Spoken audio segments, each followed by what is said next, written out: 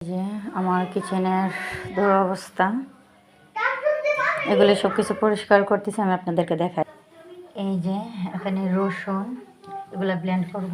এখানে অনেকগুলি আদা আছে, আদা কুচি করছি, এগুলো ব্লেন্ড করব। এখানে জিরা, আমার ভাই বাড়িতে এখানে আসছে, এখানে প্রায় 2 কিলো জিরা, এখানে বোঝা যাচ্ছে না, এগুলি সবগুলি ব্লেন্ড করব।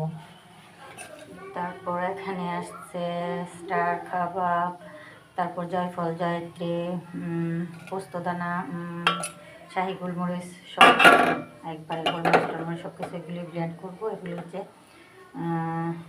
শাহি মশলা, এগুলা গরুর মাংসতে অল্প একটু দেওয়া যায়, দিলে ভালো আসে ফ্লেভার।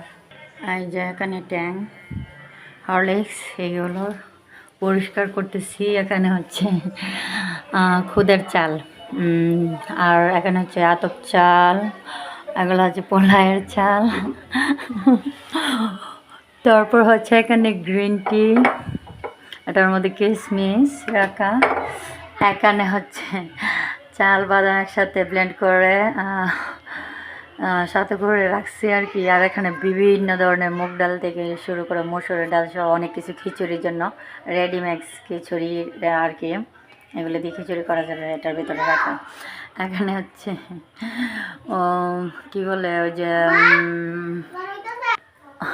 বিট লবণ, বিট লবণ এটার মধ্যে রাখা। আর এখানে হচ্ছে আচারের মশলা,